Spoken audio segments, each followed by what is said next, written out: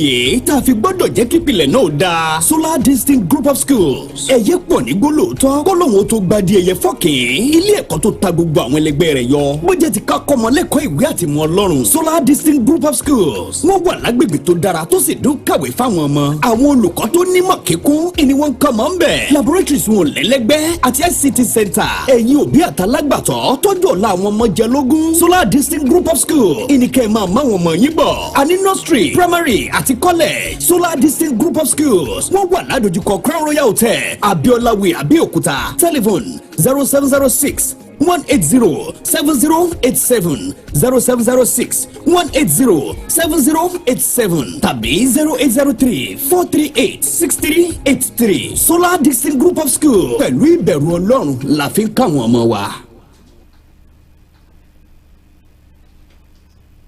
أعوذ بالله من الشيطان الرجيم بسم الله الرحمن الرحيم الحمد لله رب العالمين الرحمن الرحيم مالك يوم الدين أشهد أن لا إله إلا الله وحده لا شريك له وأشهد أن محمدا عبده ورسوله أما بعد adọ́pẹ́ fún Ọlọ́run ọba gbogbo àgbáńlá ayé ọba àjọkẹ́ ayé ọba àṣàkẹ́ ọ̀run àtẹni tó sin lọ́run àtẹni tí ò sin lọ́run Olúwa kan gbogbo aláyé tó bá dàlù kíyámọ̀ Olúwa ní àròhìm lòun òun wá ṣá àyànfẹ́ tóun òun ṣàwọn kẹ́ lọ́dọ̀ rẹ̀ lọ́hùn. Olúwa ọba yìí òun náà ni ọba ọjọ́ ìdájọ́, ọba tí ó kó wa jọ tí ó sì wá ṣèdájọ́ lórí ẹnìkọ̀ọ̀kan wa tẹ́nìkan kò sì ní agbára lé lórí láti sọ pé ìdájọ́ tó bá ṣe lórí ẹrúsìn rẹ̀. àfi àfi kí Ọlọ́run ọba tó kàǹkà, ọba tó fi ra ẹ̀ pamọ́ tẹ́nìkan ò rí tẹ́nìkan ò lè júwe Ọlọ́run déédéé bó ṣe júwe ara ẹ̀ lálẹ́ fi ròyìn Ọlọ́run. kọ́lọ́run wa láyé léyìí kó lọ kó gbàdúrà wa. ìkẹ́ tí olópin fún Ànábì Muhammad ọ̀gá nínú ọ̀gá àgbà, Olúwa dákunjọ́ bá a kẹ́ Ànábì. bó bá ti ń kẹ́ Ànábì, àwọn aráalé Ànábì tí wọ́n jẹ́ mùmínì Olúwa má ṣe kẹ́ wọn, àwọn sàábí Olúwa bá a kẹ́ wọn, àwọn tàbíìn Olúwa bá a kẹ́ wọn, tàbíìn wá tàbíìn Olúwa má ṣe bá a kẹ́ wọn. wàláhù wa násíràwù tó fi kan àfáwa náà lára àwọn wàláhù wa násíràwù tí wọ́n kún ẹ̀sìn Ọlọ́run lọ́wọ́ táwa náà fi lè mọ̀ tó ń jẹ́sìn lọ́dọ̀ wọn. gbogbo wọn tí wọ́n ti lọ bẹ́ẹ̀ Olúwa má ṣe àpapọ̀ kẹ́, gbogbo wọn tí wọ́n wà láyé dáadáa táyé Olúwa dákunjọ́ má ṣe bá a ṣe fún wọn. wàlálà ilaha illallah. ètò tí ẹ ń gbọ́ tá a mọ̀ sí Dawatul Haq tí ń wáyé níléeṣẹ́ tẹlifíṣàn wa Solar Distinct Television ní Abiola Way l'Abẹ́òkúta ń bí tí ẹ ti ń gbọ́ wa tí ẹ sì ń wò wá. ètò tí a pè ní Dawatul Haq òun náà ni ìpè òdodo tá a ti ń bára wa sọ̀rọ̀ òdodo nípa ọ̀rọ̀ Ọlọ́run, torí pé lára ọ̀rọ̀ Yorùbá wọ́n ní ká táyé yanjú ẹ̀ ká tó dọ̀run. ilé la fi ń pàkíyèsí ẹ̀yàn ọmọ ìyá wa nínú ẹ̀sìn, kí ló kàn nínú ìgbésí ayé wa. ọ̀rọ̀ tí a ń bá bọ̀ nípa ọ̀rọ̀ àlùfàṣà, ọ̀pọ̀lọpọ̀ wa tí a jẹ́ mùmínì làákàkún tá a sì bàbára ẹ̀, a sì mọ̀ wípé ọ̀rọ̀ tó wúwo ni lọ́dọ̀ Ọlọ́run ní sọ̀rọ̀ àlùfàṣà síra wa tàbí ká pera wa tàbí ká ṣọ̀tì ara wa. Olúwa ọba àlékiọlá ọba tó kọ́ fún wa ni, torí pé Olúwa tó dá wa kò sí nílá ayé ń bí débi pé a tara Ọlọ́run ṣẹ̀ tàbí a tara ṣẹ̀ lára ọmọ Ọlọ́run, àmọ́ṣá ara wa láṣẹ̀ lára wa tó lu àmì ó sì máa bínú. a sọ fúnra wa yí pé ká sọ̀rọ̀ àlùfàṣà síra wa, ká sọ̀rọ̀ burúkú síra wa, Olúwa ní òfẹ́. Olúwa ní ya ayyuhal ladina amanu taqullaha wa qulu qawlan sadida. Olúwa ní mo pè yín tí ẹ gbàgbọ́ ní òdodo, tí ẹ nígbàgbọ́ ní ìní Ọlọ́run. Olúwa ní taqullaha, Ọlọ́run ní ẹ bẹ̀rù ìní Ọlọ́run, wa qulu qawlan sadida. ẹ jẹ́ kó jọ̀rọ̀ tí ó máa jáde lẹ́nu yín kó jọ̀rọ̀ òdodo. ẹ má sọ̀rọ̀ àlùfàṣà, ẹ má sọ̀rọ̀ ẹ̀gàn fúnra yín. àṣàlàyé bẹ́ẹ̀ nínú ọ̀rọ̀ tí a ti bára wa sọ. àmọ́ sọ nínú ọ̀rọ̀ tí a fẹ́ yọ lò, a fẹ́ wo ọ̀rọ̀ ìgbésí ayé àwọn ẹni rere méjì tó ṣe yí pé sísọ̀rọ̀ àlùfàṣà tí wọn ọmọlẹ́yìn wọn sọ tàbí wọn tí wọ́n jọ olùgbà náà sọ fún wọn ipa olóko lára wọn, táwa náà fi lè mọ̀ wípé lóòótọ́ kó má sí ànábì lónìí. àwọn kan bẹ nínú èèyàn tó ṣe yí pé tẹ bá sọ̀rọ̀ òdì sí tàbí sọ̀rọ̀ àlùfàṣà sí tó bá rántí Ọlọ́run lẹ́sẹ̀kẹsẹ̀ ó ṣeé ṣe kọ́ lọ́n gbàdúrà lẹ́sẹ̀kẹsẹ̀ ń bẹ náà, torí pé tóun náà bá ti ń bínú Olúwa sì máa bínú. irú èèyàn bẹ́ẹ̀ la sì gbọ́dọ̀ ṣọ́ra wa. irọ́ wo la fẹ́ sọ séèyàn, irọ́ wo la fẹ́ fi pẹ̀gàn èèyàn bí. Ànábì Muhammad sallallahu alayhi wa sallam, ẹ wo ọ̀rọ̀ láàrin wọn àti Àbí Láhábì. Ànábì pé aráàlú Mẹ́kà jọ, ó fẹ́ júwe òdodo fún wọn, Abi Lahabi ló kọ́kọ́ takò Ànábì Muhammad sallallahu alayhi wa sallam tó sọ wípé tabati yada ya Muhammad ẹ̀rí ó ní ìgbé kó máa bọ́ wà Ànábì tó ń jù belebele torí pé ẹni tó lóun fẹ́ aránibánidébẹ̀ lọ́lọ́run ọ̀pọ̀lọpọ̀ èèyàn tẹ́yìn gan sọ̀rọ̀ òdì sí lónìí mọ̀ pé ẹ̀wájú Ọlọ́run mọ̀ bó ṣe jẹ́ wájú Ọlọ́run ẹ̀yìn akọ́ lánú gbàgà sọ̀rọ̀ sí tàbí bu àpàdá tó ló wá ṣe dáa lẹ́wàá fi bu á sì rántí Ọlọ́run ṣé Ọlọ́run ṣé mi ni mo ṣe ra mi báyìí Olúwa sì máa bínú Olúwa sì máa bá bínú lẹ́sẹ̀kẹsẹ̀ tẹ́yìn ò sì ní mọ̀ ìyá tó wá jókòó lé lẹ́wàá rò pé ṣe ẹni mọ̀ pẹ̀tì fẹnu kan bì kan ẹni tó ń bínú sí tó Olúwa sì bá bínú lẹ́sẹ̀kẹsẹ̀. Abi Lahabi sọ gbólóhùn yìí Ànábì Muhammad sallallahu alaihi wasallam Ànábì náà wo rẹ̀ pé ṣé wọn kọjá ààyè òun bí àmọ́já arán ní bá ní débẹ̀ lọ́lọ́run Olúwa dọ̀rọ̀ padà sí Abi Lahabi lẹ́nu Olúwa ní tabbati yada Abi Lahabi wa tabba ẹ̀wọ̀ búlúwa mi ṣe ṣépè fún Abi Lahabi Olúwa ní ègbé tẹ́gbé mi Ọlọ́run kó máa bá Abi Lahabi kì í ṣọwọ́ ẹnìkan Olúwa gbé Abi Lahabi ṣe pé tí lọ fi kan àwọn díran ẹni àti gbogbo ohun tó ní dúkìá pátá tó jẹ́ pé nílùú Mẹ́kà dòní tó ń jẹ́ràn Abi Lahabi ò ṣẹ́kù mọ́ torí kí ni torí pé ó sọ̀rọ̀ òdì sí Ànábì Muhammad ká sọ̀rọ̀ òdì sí ní àbí ká ṣọ́ra ìyàn máa ń sọ̀rọ̀ òdì sẹ́dẹ̀ ẹgbẹ́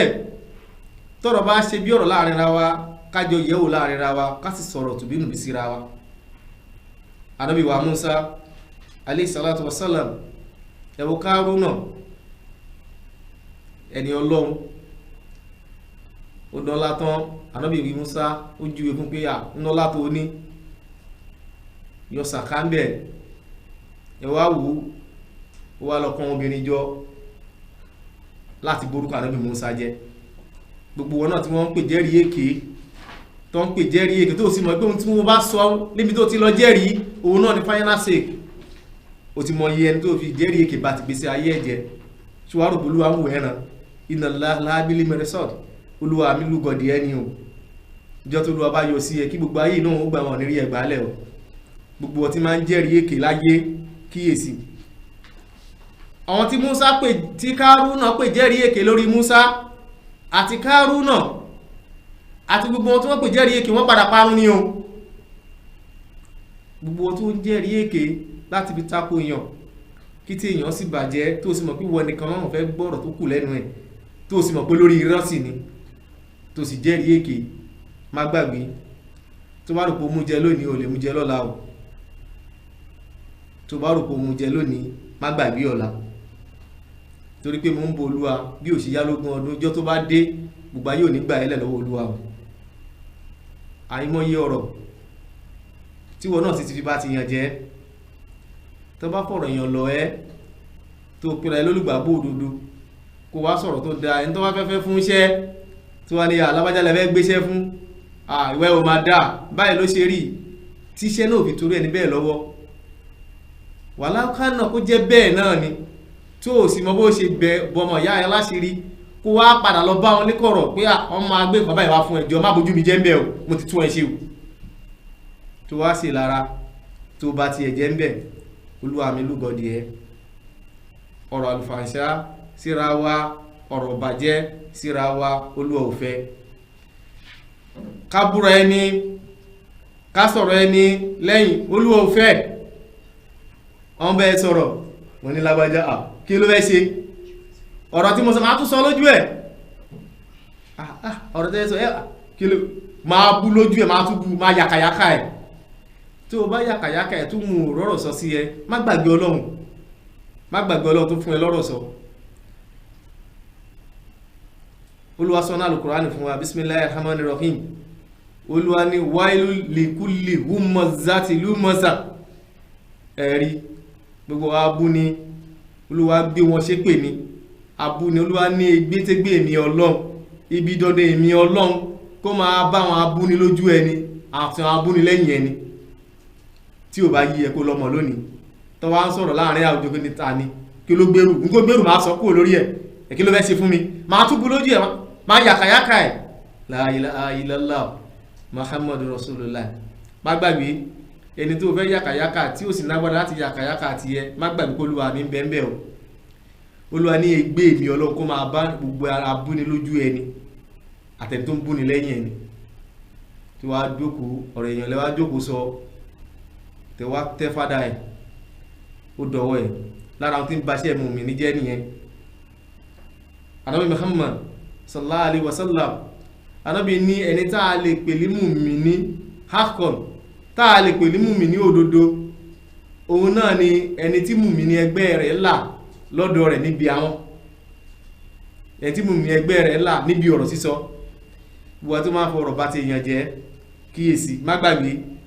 olúwa mi ò gbàgbé o olúwa mi lúgọ̀dì ẹni kò kíyèsára. Ní ìparí Ànábì Muhammad sallallahu alaihi wasallam Ànábì jẹ́ kó yíwa pé man kana yu'minu billahi wal yawmil akhir falyaqul khayran aw yasmut. Ànábì ní gbogbo ẹni tí bá ń ro kàn pé òun ó pàdé Ọlọ́run ọba lọ́jọ́ wo ni ọjọ́ tó lú ó kó gbogbo àjọ tá àjì ṣiṣẹ́ wájú Ọlọ́run gbogbo ẹni tí bá ń ro kàn bẹ́ẹ̀ pé òun ó pàdé Ọlọ́run níjọ́ yawmal qiyamah ó ní falyaqul khayran ó ní kúrò ẹni bẹ́ẹ̀ máa gbìyànjú láti máa sọ dáadáa. Kí ló sì ń fa ọ̀rọ̀ ẹ̀yìn kábúrẹ́ ẹni ibi tá ń jókòó sí ni Ànábì sì kọ̀ fún wa bí káyà máa jókòó lẹ́bẹ̀ẹ́ ọ̀nà ẹni tó yọ lọ́ọ̀kan ẹ ti ya súra rẹ̀ ẹ ti bú ó wá dé wá ń kí ní kí á bù sí olúwa mi ló gọ́ ọ̀. Ànábì ló kọ̀ fún wa níbi jíjókòó lẹ́bẹ̀ẹ́ ọ̀nà láti máa búra wa torí kò sí bẹ́ẹ̀ ṣe ní sọ̀rọ̀ yìí kò sí bẹ́ẹ̀ ṣe ní búra ẹni. Ànábì ní gbogbo ẹni tó bá ń ro kàn gbóhùn pàdé Ọlọ́run lẹ́sẹ̀ ògbèjì falyaqulu khayran kúrò níbẹ̀ máa ṣe dáadáa kó máa sọ̀rọ̀ ọ̀rọ̀ tó bá máa sọ ó jọ̀rọ̀ dáadáa ni aw yasmut tàbí kúrò níbẹ̀ dákẹ́ kó má sàn kankan. Ní ìparí pátápátá nínú Al-Qur'ani 40 ẹsẹ̀ 10 Olúwa sọ nínú àyà yìí Olúwa ní ilayhi yasidun kalimun tawhiban wal amalu salihan yarfa'u sadaqallahul azim. Olúwa ní ilayhin yasidu kalimun tawhiban Olúwa ní ẹ̀rí ọ̀rọ̀ al-tawhib al-kalimu tawhiban ọ̀rọ̀ tó rẹwà tó tutù tá a sọ sí yàn tí léèyàn ó sì dùn. Olúwa ní ohun tí wọn Ọlọ́run ọba ń bẹ lọ́dẹ̀ mi Ọlọ́run tí èmi Ọlọ́run ọba àlékè ọlá tí mo sì nífẹ̀ẹ́ sí fún gbogbo ẹni tí bá ń sọ̀rọ̀ tó rẹwà. wal amalu salihan tí ó rẹ níbẹ̀ tí ń ṣiṣẹ́ dáadáa èèyàn ní ṣiṣẹ́ dáadáa àbíkú náà rẹ̀ tó dáa lẹ́nu. Gbogbo ẹni tẹ́ ẹ bá rí tí ó bá ní iṣẹ́ rí lọ́wọ́ ẹ lọ wo ọ̀rọ̀ ẹnu ẹ̀ ọ̀rọ̀ tó dáa ní máa jáde lẹ́nu ẹ̀. Ó lẹ́ni tó gbẹ́ni tó bá ti wá ní méjèèjì yẹ́rì fáwọn Olúwa ní a máa gbérú ẹni bẹ́ẹ̀ ga ni wà náà mọ̀ láti jẹ́ tó ti bẹ̀rẹ̀ ọ̀tẹ̀ ṣe okú lójú kan ṣo gbọ́n tó ń torí ẹ̀ṣọ̀ tẹ̀ lánàá rèé wọ́n ti fi ẹlẹ̀ lójú kan ṣo náà ló wà orí ọ̀tẹ̀ náà ló wà tó sì kú ń bẹ̀ ó dọwọ́ ẹ̀ nìkan kan wa ẹja kíyèsí tó bá fẹ́ máa kíyèsí pé èèyàn kan ló ń ṣe kọ́kọ́ yẹra rẹ wò wípé ṣé mi náà ṣàbòsí èèyàn bí ṣé ìfẹ́ tẹnu bá ti èèyàn jẹ tó bá ti wá kíyèsí tó o gbó fẹnu bá ti èèyàn jẹ ò ṣàbòsí wá wò bí tọ̀rọ̀ ẹ kú ń gbèsè ayẹ abẹ́ Ọlọ́run kó lọ adákùnjọ ìta àbára wa sọ nínú ọ̀rọ̀ kéré níbi àṣìṣọ Ọlọ́run foríjì wá níbi àṣìgbọ́ Ọlọ́run foríjì wá. Ètò tí ẹ ń gbọ́ Olórin Da'watul Haq tó ń wá láti ilé iṣẹ́ ìmáwòrán wa Solar Distinct Television ní Abiola wim Abiola iléeṣẹ́ náà ọlọ́mọdé ó dàrú láéláé gbogbo wọn tí wọ́n ṣùgbọ́n iléeṣẹ́ náà tí ẹ fi ń rí wa wò tẹ̀sí ń gbọ́ wa ọlọ́mọdé ọ̀rọ̀ wọn dojúrú àkí ẹnjìníyà wa náà Olúwa bá àdàlágbà ọ̀dọ́ ní kọlọ́njọ́ ó dàgbà kọlọ́run jọ ìta àjọ sí lónìí kọlọ́májú jáṣemọ̀ fún kó má jáṣemọ̀ fún mi náà subhanaka allahumma bihamdi wa nashhadu an la ilaha illa anta wa nastaghfiruka wa natubu ilayk subhana rabbika rabbil izzati amma yasifun wassalamu alal mursalin walhamdulillahi rabbil alamin.